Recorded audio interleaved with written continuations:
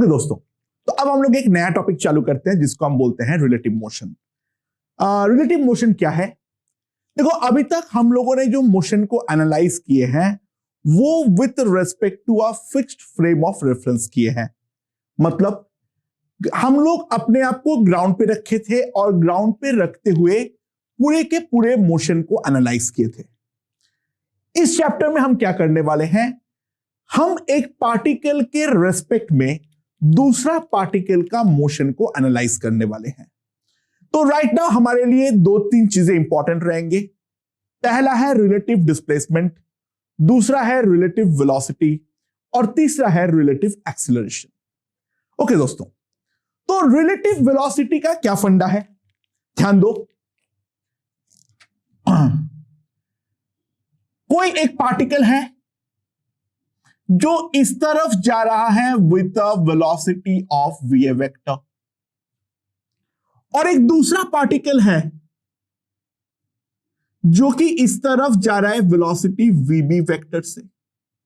ये दोनों के दोनों वेलोसिटी को मैंने ग्राउंड के रिस्पेक्ट में मेजर किया, right? So relative velocity of A with respect to B, अगर B के रेस्पेक्ट में अगर हम A का वेलोसिटी को निकालना चाहता है उसको हम लिखेंगे VAB vector, and that is given by VA vector minus VB vector. It is the velocity of A with respect to B. तो VAB vector is equals to VA vector minus VB vector. यानी क्या होगा? मुझे इस particle B पे चढ़ जाना है, मुझे इस पार्टिकल B पे चढ़ जाना है।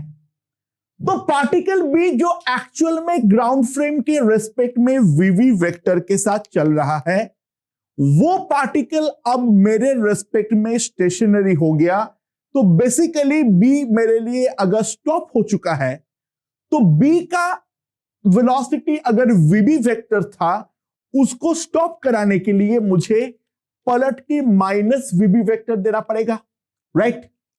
और जो मैंने B को दिया वो मुझे A को भी देना पड़ेगा। तो A के पास दो वेलोसिटीज हो जाएंगे, एक तो VA वेक्टर हो जाएगा खुद का और दूसरा जो हो जाएगा वो माइनस VB वेक्टर। तो A का जो टोटल वेलोसिटी होगा जो B को दिखेगा वो होगा हमारा VA vector plus minus VB vector, that will be given by VA vector minus VB vector. अगर मैं वेक्टोरियली रिप्रेजेंट करूं,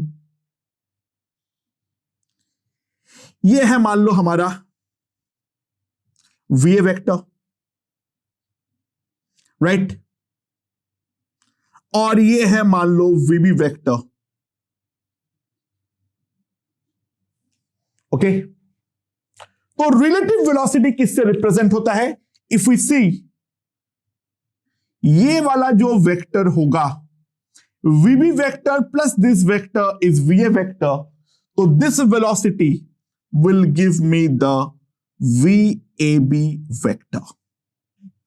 This velocity will give me the VAB vector, and similarly relative velocity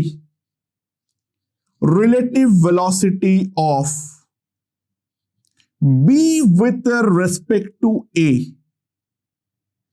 is equals to VBA vector, that is nothing but a VB vector minus a VA vector, and that will be equals to minus VAB vector, right? तो relative velocity में जो A के respect में B का velocity होगा और जो B का रेस्पेक्ट में A का वेलोसिटी होगा वो एक दूसरे का magnitude wise equal and direction wise exactly opposite होंगे। Now what is relative displacement? तो मान लो कोई एक particle A T equals to 0 पर यहां पर था और वो पार्टिकल t इक्वल्स टू 0 पर यहां पे पहुंच चुका है, राइट। अच्छा, तो a का जो ट्रू डिस्प्लेसमेंट है दैट इज इक्वल्स टू, मान लो आर ए वेक्टर। a का जो ट्रू डिस्प्लेसमेंट है that is equals to r a vector. b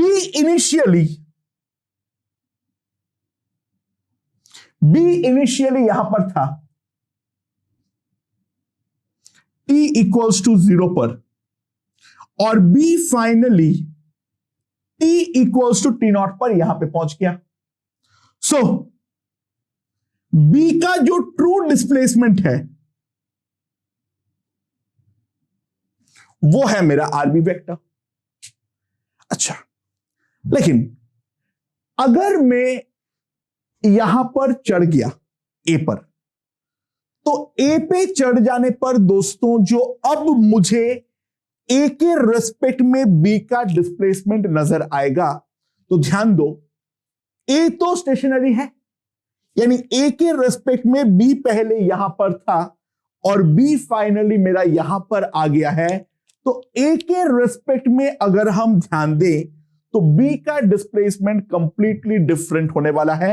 यानी what we have to do, we have to stop a, हम ए को stop करेंगे। तो ए के रेस्पेक्ट में बी जो है वो यहां से यहां पर पहुंचा है, क्योंकि बात को समझो मैं क्या बोलना चाह रहा हूं।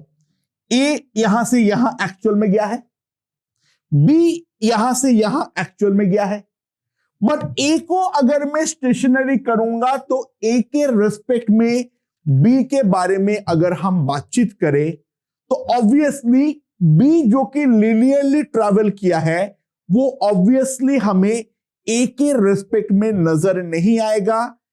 बी का जो मोशन होगा वो मुझे ए के रेस्पेक्ट में डिसाइड करना पड़ेगा, नया मोशन, उसके अकॉर्डिंग बी का जो नया ट्रेजेक्टरी है वो भी हमें डिसाइड करना पड़ेगा, एंड उसमें फिर ए के रेस्पेक्ट में बी का जो ट्रू डिस्प्लेसमेंट है वो हमें नजर आना चालू हो जाएगा, राइट।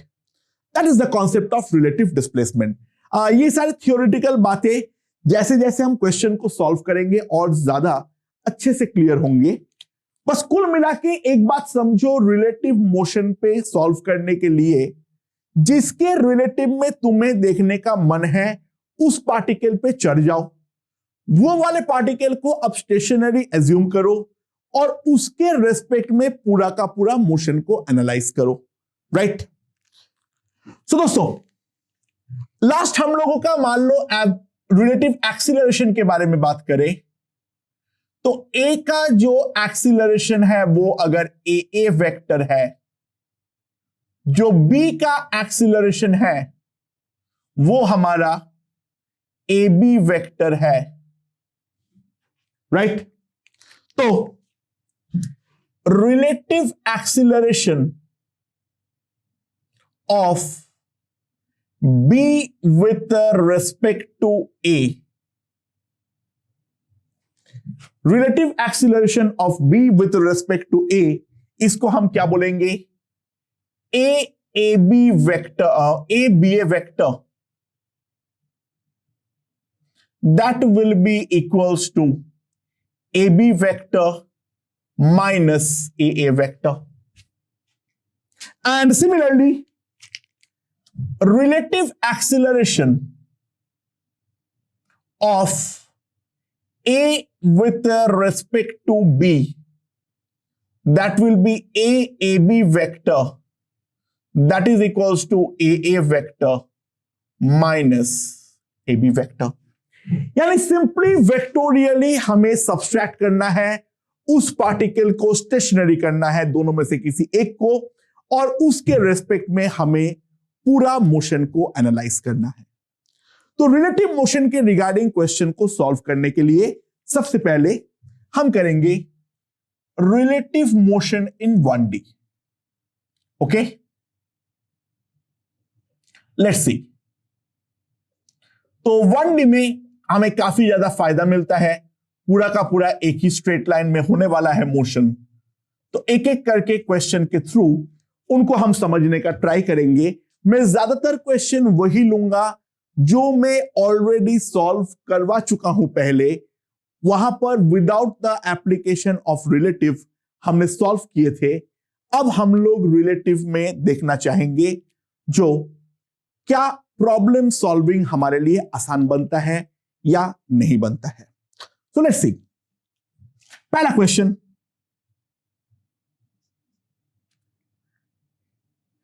यहां पर इस पॉइंट पे दो पार्टिकल है,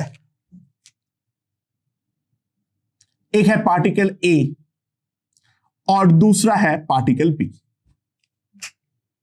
ठीक है, दोनों पार्टिकल t इक्वल्स टू 0 पर अपना चलना चालू किया। ए जो है वो एक कांस्टेंट स्पीड v से आगे जा रहा है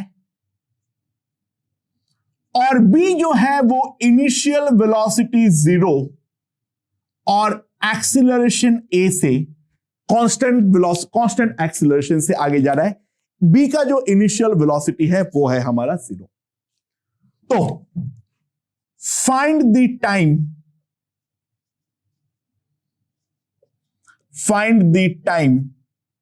eight which two particles meet again. Find the time at which the two particles meet again. तो बस तरीका क्या है? अगर सबसे पहले क्या होगा, ए तेजी से आगे बढ़ जाएगा, बी का वेलोसिटी धीरे धीरे डेवलप होने वाला है, राइट? एंड v का वेलोसिटी धीरे धीरे डेवलप होगा। तो जब तक वेलोसिटी दोनों का इक्वल नहीं होगा तब तक तो a और b में से a और आगे जाता जाएगा, b उसको कवर कर ही नहीं सकता है। एक पॉइंट के बाद b का वेलोसिटी a के वेलोसिटी से ज्यादा होगा, फिर b कवर अप करना चालू करेगा। ध्यान देना, इस टाइम पे वो मिट नहीं करेगा। ये जो पोजीशन होगा ये होगा हमारा position of maximum distance between the two, right? अब उसके बाद जब अल्टीमेटली ए और बी का डिस्प्लेसमेंट वापस हमारा इक्वल हो जाएगा तो वहां पर हम ये बोलेंगे जो ए और बी वापस जाके मिट करेगा। ग्राउंड फ्रेम में तो सवाल में यही एग्जैक्टली हो रहा है। अब एक काम करते हैं, let's analyse the problem. Let's analyze the problem with respect to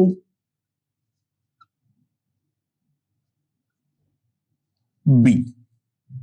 B के रेस्पेक्ट में प्रॉब्लम को एनालाइज करते हैं और B के रेस्पेक्ट में प्रॉब्लम को अगर एनालाइज करूंगा तो ऑब्वियस सी बात है B को हमें स्टॉप करना पड़ेगा t इक्वल्स टू 0 पे।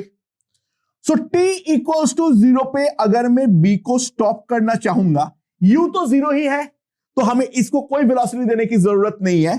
तो a का जो इनिशियल वेलोसिटी होगा रिलेटिव में वो तो v ही रह जाएगा, बट b का इस डायरेक्शन में एक एक्सीलरेशन है a, तो b को स्टॉप कराने के लिए मुझे पलट के इस डायरेक्शन में एक एक्सीलरेशन a देना पड़ेगा और वही एक्सीलरेशन हमें a को भी देना पड़ेगा। तो रिलेटिव के पॉइंट ऑफ व्यू से ए जो जर्नी चालू कर रहा है वो इनिशियल वेलोसिटी v के साथ with a constant retardation a वो मूव करने वाला है, राइट? सो दोस्तों, ये वाला पार्टिकल एक पॉइंट तक आगे जाएगा, एक जगह पे जाके इसका वेलोसिटी v डैश 0 होगा। उसके बाद पार्टिकल जो है वो हमारा टर्न बैक मारेगा और वापस जब वो इस पॉइंट पर पहुंचेगा हम बोलेंगे वहां पे जाके वो दोनों मिट करने वाला है। दोस्तों एक बात ध्यान देना, डिस्प्लेसमेंट, वेलोसिटी, एक्सीलरेशन फ्रेम पे डिपेंड करता है, बट टाइम क्योंकि एक स्केलर क्वांटिटी है वो हमारा फ्रेम पे डिपेंड नहीं करता है। यानी मैं ग्राउंड फ्रेम में टाइम निकालूं या फिर रिलेटिव फ्रेम में टाइम निकालूं, दोनों आंसर एग्जैक्टली सेम आएगा, यानी ग्राउंड में दोनों का डिस्प्लेसमेंट को इक्वल करते हुए सॉल्व करूं या फिर रिलेटिव फ्रेम में इस वाले पार्टिकल को वापस में यहां पर लेके आ जाऊं, दोनों केस में हमारा जो टाइम का आंसर आएगा वो हमारा एग्जैक्टली सेम ही आने वाला है। सो ये वाले पॉइंट को मैं x इक्वल्स टू 0 मान लेता हूं और ये वाला डायरेक्शन को पॉजिटिव एंड ये वाला डायरेक्शन को नेगेटिव। तो ए पार्टिकल के लिए मैं x लिख सकता हूं that is equals to vt minus half at square. तो मीटिंग टाइम अगर टी नॉट है, जिस टाइम पे मीट कर रहा है अगर वो टाइम टी नॉट है, तो at t equals to t naught x is equals to 0, तो 0 is equals to vt naught minus half a t naught square. So now t naught is cancelled, so जो time आएगा t naught that is equals to 2v upon a। इस time पे जाके दोनों particle meet करेगा। अच्छा, अगर ये पूछेगा वेयर दे मीट, तो दोस्तों वेयर का सवाल जो है वो हमें ग्राउंड में पूछा जाएगा। अच्छा, वेयर ऑब्वियसली फ्रेम पे डिपेंड करता है, राइट? टाइम फ्रेम पे डिपेंड नहीं करता है। मैं अगर ग्राउंड से सॉल्व करूं या रिलेटिव फ्रेम से सॉल्व करूं, टाइम का आंसर दोनों जगह पे सेम आएगा। तो एक बार टाइम निकाल लेने के बाद वेयर का जवाब देने के लिए हमें वापस ग्राउंड फ्रेम में आना पड़ेगा, और ग्राउंड फ्रेम में आने के लिए बहुत सिंपल सी बात है, अगर वेयर पूछा जाए तो इतना टाइम टी नॉट के लिए दोनों में से कोई भी एक पार्टिकल देख लो। ऑब्वियसली ए को एनालाइज करना आसान है, तो ए तो कांस्टेंट वेलोसिटी से जा रहा है, तो t equals to t naught पे ये मीट करेगा, राइट? तो उतने टाइम के लिए वो वी पे चला है, तो जहां पर मीट करेगा x that will be equals to 2v by a into v, that is at the distance of 2v square upon a। यहां पे जाके पार्टिकल वापस हमारा मीट करने वाला है, राइट? ये वाला पॉइंट को अगर मैं x इक्वल्स टू 0 मानता हूं, तो इतना डिस्टेंस डाउन द लाइन दोनों पार्टिकल वापस मीट करेगा। काफी आसान सवाल है, राइट? चलो और एक क्वेश्चन देखते हैं। क्या है वो क्वेश्चन में? हमारे पास एक टावर है, राइट? ये वाला हाइट है 100 metre.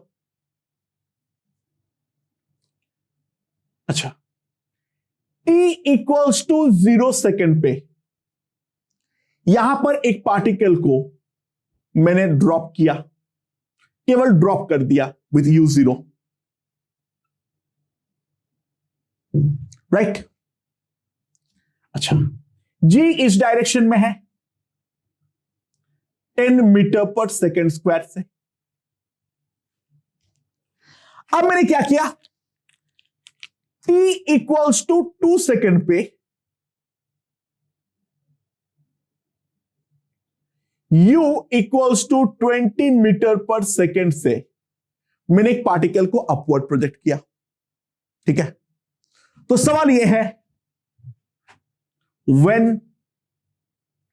and where they meet।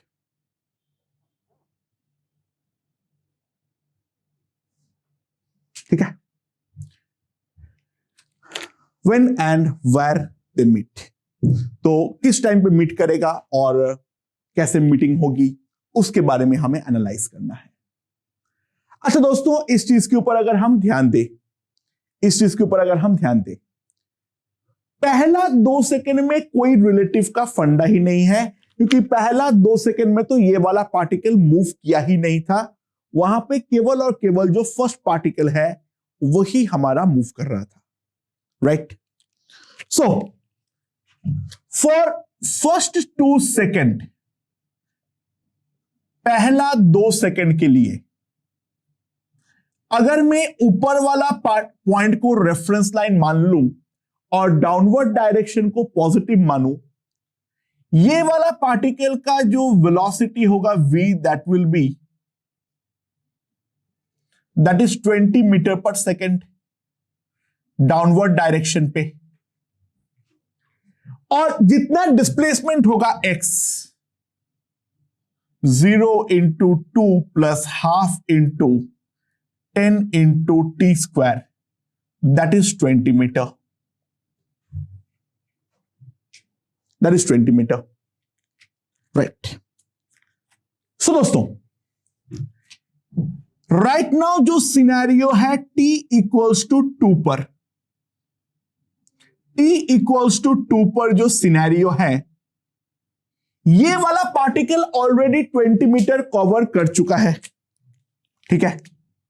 ये वाला पार्टिकल 20 मीटर ऑलरेडी कवर कर चुका है।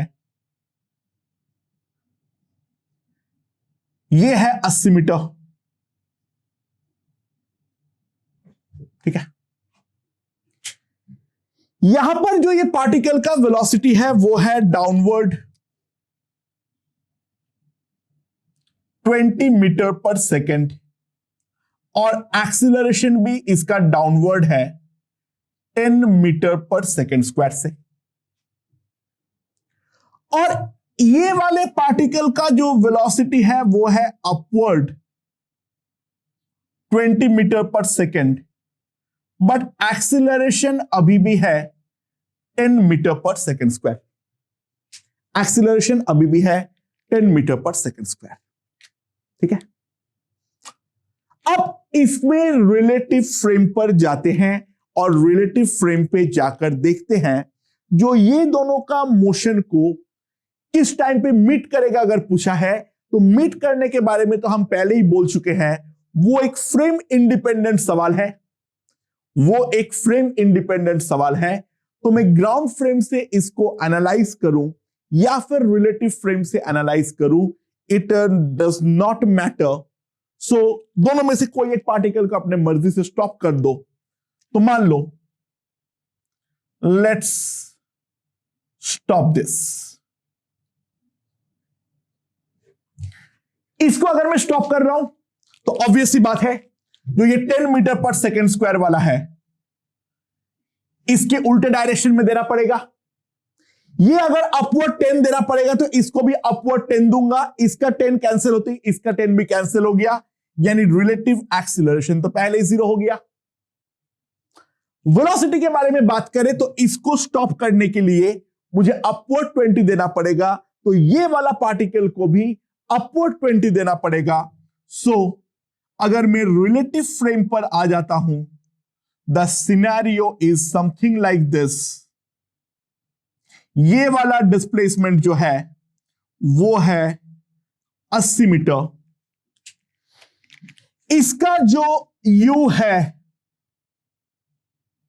वो हमारा 0 है और इसका एक्सीलरेशन भी 0 है, यानी ये वाला पार्टिकल तो यहां पर रेस्ट पे पड़ा हुआ है, और नीचे वाला पार्टिकल जो है वो हमारा 40 मीटर पर सेकेंड से अपवर्ड डायरेक्शन में जाना चालू किया है, एंड एक्सीलरेशन इसका भी 0 है। सो मीट करने के लिए जो डिस्प्लेसमेंट चाहिए होगी वो कितना है, that is equals to 80 metre. So जो टोटल टाइम चाहिए होगा that will be 80/40, that is equals to 2 second. तो पार्टिकल्स जो है वो 2 सेकेंड बाद एक दूसरे के साथ मीट करेगा। अच्छा, वेयर के लिए हमें वापस ग्राउंड फ्रेम में आना ही पड़ेगा, हमारे पास कोई ऑप्शन नहीं है। तो मान लो, अच्छा बाय द वे 2 सेकेंड जो है वो 2 सेकेंड बीत जाने के बाद 2 सेकेंड है, यानी अगर कोई पूछेगा t इक्वल्स टू कितना, उसका आंसर 4 लिखना है, राइट। क्योंकि टाइमर हमारा तब चालू हुआ है जब पहला पार्टिकल को मैं ड्रॉप कर चुका हूं। तो अगर ये वाले पे t कोई पूछे तो यहां पर t हमें लिखना पड़ेगा 4 सेकेंड के इक्वल। तो ये t हमारे पास 2 सेकेंड आ गया है। अब ये 2 सेकेंड तक ये वाला पार्टिकल चला है, तो लेट्स सी क्या आता है। तो मान लो ये x दूरी तय करता है ऊपर से, मैंने अपवर्ड डायरेक्शन को पॉजिटिव मान लेता हूं यहां पर। So x equals to u into t minus half into t 10 into t square. So this will be equals to 40 minus 20. That will be equals to 20 meter. So particle meets 20 meter above the ground. Particles जो है वो ground से 20 metre ऊपर move करने वाले हैं, right?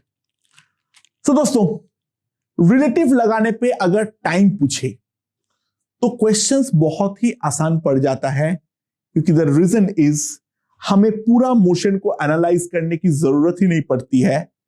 बस time पूछा है, फ्रेम इंडिपेंडेंट चीज है, रिलेटिव अप्लाई करो। मेन फायदा यह है मोशन अंडर ग्रेविटी में हमारा एक्सीलरेशन भी अपने आप खत्म हो जाएगी, क्योंकि दोनों अगर हवा में है तो दोनों का एक्सीलरेशन एग्जैक्टली इक्वल है, राइट? समझ में आया? तो अगले क्वेश्चन की ओर बढ़ते हैं, बट हर क्वेश्चन में ध्यान देना, वेयर अगर पूछेगा तो प्रॉब्लम को हमें वापस से ग्राउंड फ्रेम पे लेकर जाना ही पड़ेगा। अच्छा, एक क्वेश्चन और याद होंगे, हमने मोशन इन 1D पे किए थे। क्या था?